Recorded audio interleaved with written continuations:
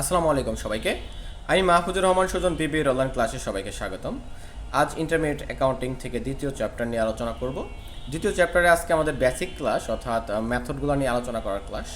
এখানে আমাদের যে অধ্যায়ের নামটা আছে সেটার নাম হলো plant assets, natural resource and intangible assets. যদিও আমাদের এই অধ্যায়কে সবাই ডিপ্রিসিয়েশন অধ্যায় নামেই পরিচিত।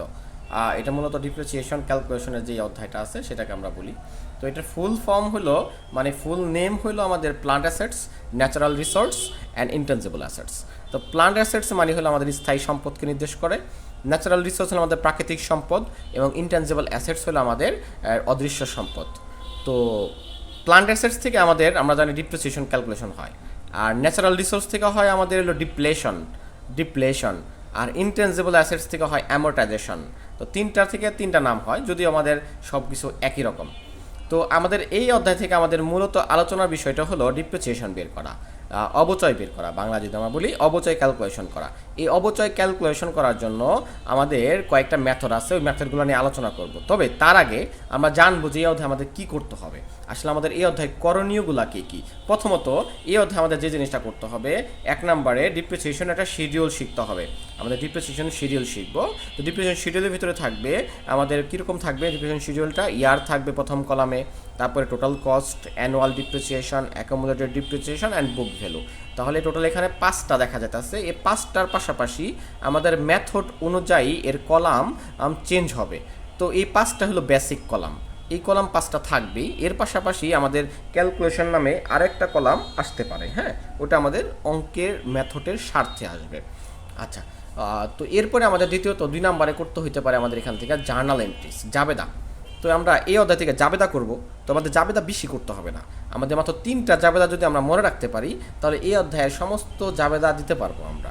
3টা জাবেদা কী কী দিতে পারবো, কী কী মনে রাখতে হইব। প্রথমত আমি যেই সম্পদটা ক্রয় করতেছি সেটা যদি মেশিন হয় তাহলে মেশিন হিসাব ডেবিট, সেটা যদি আদার্স কোনো অ্যাসেটস হয় তাহলে তার নাম লিখে ডেবিট, ওকে ফাইন। দেন আমি ক্যাশ অথবা ব্যাংক লেখা পারি, ক্যাশ অথবা ব্যাংক দিয়ে আমি ক্রেডিট করতে পারি, ওকে। তো আমি মেশিন ক্রয়ের জন্য একটা জাবেদা দিব প্রথমে। এরপরে আমাদের ওই বছরে যে অবচয় হইব ডিপ্রিসিয়েশনের জন্য একটা জাবেদা দিতে হবে। আর ডিপ্রিসিয়েশনের জাবেদা আমরা সবাই জানি, ডিপ্রিসিয়েশন এক্সপেন্স ডেবিট আর অ্যাকুমুলেটেড ডিপ্রিসিয়েশন ক্রেডিট। তো জাবেদা হইল 2টা। এরপরে এই ডিপ্রিসিয়েশন এক্সপেন্সটারে আমাদের বন্ধ করে দিতে হইব। তো বন্ধ করব কি দ্বারা, ইনকাম সামারি দ্বারা। তো income summary debit, depreciation expense credit, এই হলো আমাদের টোটাল 3টা জাবেদা। প্রথম হলো মেশিন ক্রয়ের জাবেদা, তারপর হলো আমাদের অবচয়ের জাবেদা, এবং 3 নম্বর আমাদের অবচয় বন্ধ করার জাবেদা। এই টোটাল 3টা জাবেদা প্রথম বছরে দিতে হবে, ওকে। তো প্রথম বছরে আমরা জাবেদা দিব 3টা। এরপরে দ্বিতীয় বছর যখন যাব তখন কিন্তু আমার আর মেশিন ক্রয় করতে হইতাছে না, ঠিক আছে, ওই মেশিনটাই আমি রান করতে পারতাছি। তখন কিন্তু আমরা আর দ্বিতীয় বছরে এই মেশিন ক্রয়ের জাবেদা দিব না।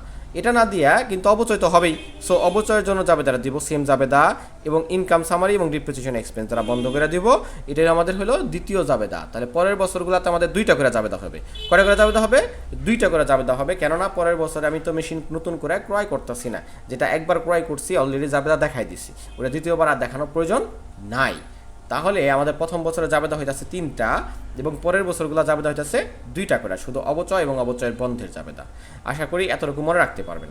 আচ্ছা, এরপরে যান আমাদের 3 নম্বরে কি করতে হবে। আমাদের 3 নম্বরে করতে হবে হলো আপনার লেজার অ্যাকাউন্ট, খতিয়ান যাকে আমরা বলি। তো খতিয়ান কয়টা করব আমরা মূলত খতিয়ান করব এখানে 3টা। প্রথমে মেশিনের জন্য একটা খতিয়ান করব, ডিপ্রিসিয়েশন এক্সপেন্সের জন্য একটা খতিয়ান করব, এবং অ্যাকুমুলেটেড ডিপ্রিসিয়েশনের জন্য একটা খতিয়ান করব। টোটাল আমাদের খতিয়ান করতে হইব 3টা। এই খতিয়ান কিন্তু আমরা ওই জাবেদা থেকেই করতে পারবো, অর্থাৎ আমরা যদি আগে জাবেদা করি তাহলে কিন্তু খতিয়ান করা সম্ভব। আশা করি বুঝতে পারছেন। তো আমাদের করণীয় হলো টোটাল 3টা জিনিস। আমাদের প্রথমত করতে হইব হলো আমাদের শিডিউল, অর্থাৎ আমাদের শিডিউলটা তৈরি করে নিব আমরা, ডিপ্রিসিয়েশন শিডিউল। এরপরে আমাদের করতে হবে হলো জার্নাল এন্ট্রিস, দেন আমরা লেজার অ্যাকাউন্ট করতে হবে। এই টোটাল 3টা রিকোয়ারমেন্ট আমাদের থাকতে পারে। এখন এই শিডিউলটা করার জন্য অথবা জার্নাল করার জন্য আপনি যদি টাকার প্রয়োজন হয়, ডিপ্রিসিয়েশনের টাকা প্রয়োজন হয়, সেটা তাকে বের করে নিতে হবে। তো সেটা আমরা কীভাবে বের করব? সেটা আমরা বের করবো হলো মেথডের সাহায্যে, ওকে। তো মেথডের কী সাহায্যে? আমরা যে মেথডগুলো ইউজ করবো এখন, সেই মেথডগুলো হলো যথাক্রমে আমাদের কয়টা মেথড ইউজ করতে হবে ফলো করেন। এখানে স্টেট লাইন মেথড প্রথমটা, তারপরে আমাদের প্রোডাকশন ইউনিট অথবা আওয়ার মেথড 2 নাম্বার, তারপরে decline, double decline, reducing book value অথবা ডিমিনিশিং ব্যালেন্স মেথড, এটা হলো 3 নাম্বার, এবং লাস্ট হলো সাম অফ ইয়ার ডিজিট মেথড। অর্থাৎ টোটাল 4টা মেথড আমাদের করতে হবে।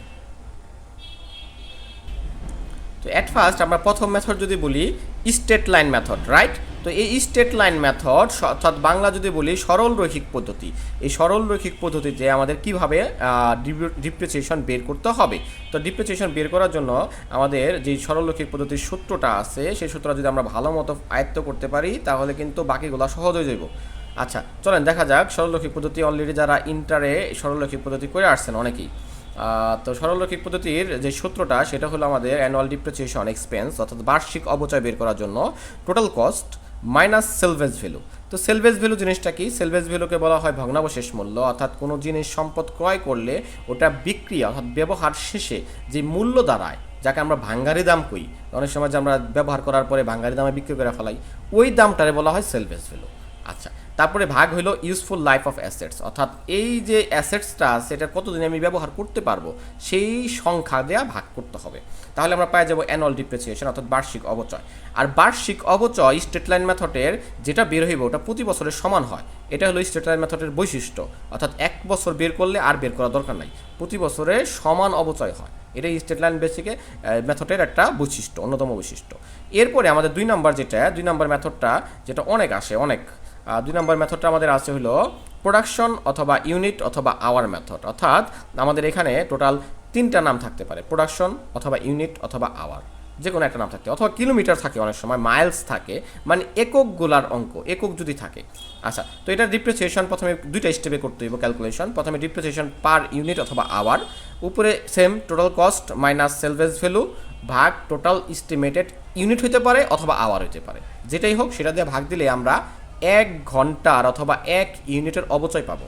কিন্তু 1 ঘন্টার বা 1 ইউনিটের অবচয় তো আমাদের বের করলে হবে না, আমাদের বের করতে হইব ডিপ্রিসিয়েশন 1 বছরেরটা। তো 1 বছরটা কীভাবে বের করব?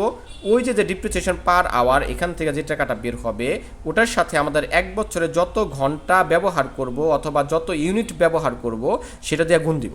মনে করেন এক্সাম্পল এখানে আসলো 2 টাকা আর এখানে আসলো 1000 ইউনিট। সো 1000 ইউনিট যদি থাকে তাহলে আমি কি করব? 1000 ইউনিট দিয়ে এই 2 টাকাটা গুণ দিব, তাহলে আমাদের আশা করবো অবচয় 2000 টাকা। আশা করি বুঝতে পারছেন। এরপরে আমাদের থার্ড যেই রুলসটা আছে সেটা হলো ডিক্লাইন অথবা double decline, reducing, book value, diminishing balance method. অর্থাৎ দেখছেন এখানে কয়টা নাম আছে, এই সবগুলো নাম মনে রাখতে হবে। কারণ নাম মনে রাখা পারলে আপনার যদি প্রশ্নের রিকোয়ারমেন্টে এরকম একটা নাম থাকলো ডিমিনিশিং, যেটা আপনি চিন্তাছেন না অথচ আপনি রিডিউসিং করছেন, তার মানে রিডিউসিং চিনেন, ডিমিনিশিং চিনেন না, তাহলে দুইটা কিন্তু একই মেথড, না চেনার কারণে অঙ্ক অ্যান্সার করতে পারতেছেন না। তো অঙ্কর কিন্তু সবগুলো নাম আপনার জানতে হবে। তো প্রথমে এর মেথডের সূত্রটা হলো আমাদের ডিপ্রিসিয়েশন রেট বের করতে হয়, অর্থাৎ এটার পার্সেন্টেজের মাধ্যমে অবচয় বের করতে হয়। তো ডিপ্রিসিয়েশন রেট কীভাবে বের করবো? উপরে 100%, নিচে ইউজফুল লাইফ, গুণন হলো 2, গুণন কত? 2। 100% রে 5 দিয়ে, মনে করেন ধরেন এক্সাম্পল ইউজফুল লাইফ 5 বছর, 5 দিয়ে ভাগ করলে হয় 20, আর 20 রে 2 দিয়ে গুণ দিলে হইব 40, অর্থাৎ 40%। পার্সেন্ট কিন্তু দিতে হইব, 40% দিতে হবে। হ্যাঁ, ওটাই হলো আমাদের অবচয়। হতে পারে 20%, 40%, 30%, যেটা যেটা ক্যালকুলেশন করে যা আসে। তো এরপরে আমাদের পরের স্টেপটা হলো অ্যানুয়াল ডিপ্রিসিয়েশন এক্সপেন্স বের করা। সেটা কীভাবে? বুক ভ্যালু অফ অ্যাসেটস, অর্থাৎ অ্যাসেটসের যে মূল্য আছে ওই মূল্যের উপরে সরাসরি পার্সেন্টেজ করা। এক্সাম্পল 1 লাখ টাকা, এনে অবচয় আছে 20%, তাহলে 1 লাখ টাকার উপরে 20%, 20,000 টাকা হিসাব করবো। এইভাবে আমাদের অবচয় বের করতে হবে।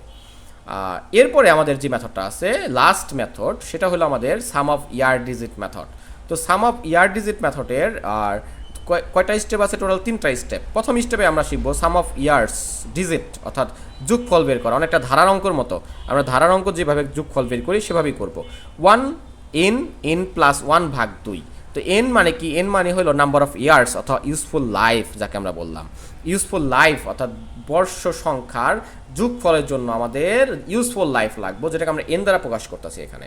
তো আয়ুষ্কাল বলেন বা ইউজফুল লাইফ যাই বলেন না কেন, ওটার সাথে 1 যোগ করবেন এবং 2 দিয়ে ভাগ করবেন, তাহলে আমরা পাবো সাম অফ ইয়ার ডিজিট। এরপরে আমাদের বের করতে হবে ডিপ্রিসিয়েবল কস্ট। ডিপ্রিসিয়েবল কস্ট অলরেডি আমরা 2 জায়গায় বের করে নিচ্ছি। সেটা কীভাবে? টোটাল কস্টে থেকে সেলভেজ ভ্যালু বাদ দিলে ডিপ্রিসিয়েবল কস্ট পাওয়া যায়। তো 2টা বের করার পরে এবার আমরা ডিপ্রিসিয়েশন এক্সপেন্স অর্থাৎ বার্ষিক অবচয় বের করব। কীভাবে? Reminding useful life of assets, অর্থাৎ প্রথম যেই বছরটা থাকবো, 5 বছর থাকলে 5 বছর, 6 বছর থাকলে 6 বছর, এটা বসাবো উপরে। তারপর সাম অফ ইয়ার ডিজিট, যেখান থেকে রেজাল্ট আসে বসাবো, এবং ডিপ্রিসিয়েবল কস্ট বের বসাবো, যেটা গুণ দিব, ক্যালকুলেশন করবো, বাস শেষ। তো এখানে আমরা বারবার দেখতেছি টোটাল কস্ট আছে, টোটাল কস্ট। এই টোটাল কস্টটা কীভাবে বের করবো? টোটাল কস্ট অনেক সময় আমাদের বের করতে হইতে পারে। যেরকম ক্যালকুলেশন টোটাল কস্টের মধ্যে আমরা লিখছি পারচেস কস্ট, অর্থাৎ আমি যে মেশিনটা ক্রয় করবো সেটা পারচেস কস্ট বসাবো অ্যাট ফার্স্ট। এরপরে যদি ফ্রেট থাকে, ফ্রেটের কিন্তু অনেকটা নাম থাকে, ডেলিভারি, ট্রান্সপোর্টেশন, ফ্রেট ইন, তো এই ধরনের নাম যদি ইউজ করা থাকে তাহলে আমি সেই কস্টটা আমি এখানে বসাবো। এরপরে আমাদের যেটা থাকতে পারে ইনস্টলেশন চার্জ অথবা ইনস্টলেশন কস্ট অথবা ইনস্টলমেন্ট কস্ট, যাই থাকুক না কেন আমাদের স্থাপন যে ব্যয়টা আছে ওটাও কিন্তু আমাদের মেশিনের সাথে সংযুক্ত হয়ে যাইব, তো এটা আমরা বসাবো। এরপর যদি আমাদের ইম্পোর্ট ডিউটি থাকে অর্থাৎ আমদানি শুল্ক সেটা আমাদের থাকতে পারে, সেটা আমরা বসাবো। এগুলো যোগ করলে আমাদের আসবো টোটাল কস্ট। এই টোটাল কস্টটা নিয়েই আমরা ওইখানে কাজ করব। আশা করি এই বেসিক যে নলেজটা আছে এই বেসিক নলেজটা আপনারা গেদার করবেন, বারবার দেখবেন, বুঝবেন, তারপরে আমাদের মূল যে অঙ্কগুলো আছে সেগুলো আমরা সলভ করতে পারবো। তো এখানে আমাদের বেশি কিছু কিছু জানতে হবে তা না, আমি আরেকবার রিমাইন্ড করতেছি। ডিপ্রিসিয়েশন শিডিউল করতে হবে, জার্নাল এন্ট্রিজ করতে হবে, জার্নাল এন্ট্রিজের 3টা জাবেদা মুখস্থ করতে হবে, দেন আমাদের লেজার অ্যাকাউন্ট অর্থাৎ 3টা লেজার অ্যাকাউন্ট শিখতে হবে। তো লেজার অ্যাকাউন্ট 3টার ভিতরে মেশিনারি অ্যাকাউন্ট খুবই ইজি, আর বাকি ডিপ্রিসিয়েশন অ্যান্ড অ্যাকুমুলেটেড একটু করলেই হয়ে যাব। তো এই ক্ষেত্রে আপনি দুইটাই ইউজ করতে পারেন, টি সক করতে পারেন অথবা চলমান জের সক, দুইটাই উভয়ই আপনার কার্যকর এখানে। এরপরে আপনার যেটা আয়ত্ত রাখতে হবে সেটা হলো আপনার মেথডগুলো, অর্থাৎ স্টেটাইল মেথড, প্রোডাকশন অথবা unit hour method, decline, double decline, reducing book value, diminishing balance method অথবা sum of year digit method. Total 4টা মেথডের আপনার যেভাবে ক্যালকুলেশনগুলো হয়েছে সেগুলো একটু প্র্যাকটিস করতে হবে, তাহলে আপনি এই অধ্যায়ে পারদর্শী হয়ে যাবেন। আশা করি বেসিক নলেজটা আপনারা নেবেন, আর আমরা অবশ্যই ম্যাথগুলো সলভ করব ইনশাল্লাহ ধারাবাহিকভাবে। আমাদের সাথে থাকবেন। আল্লাহ হাফেজ।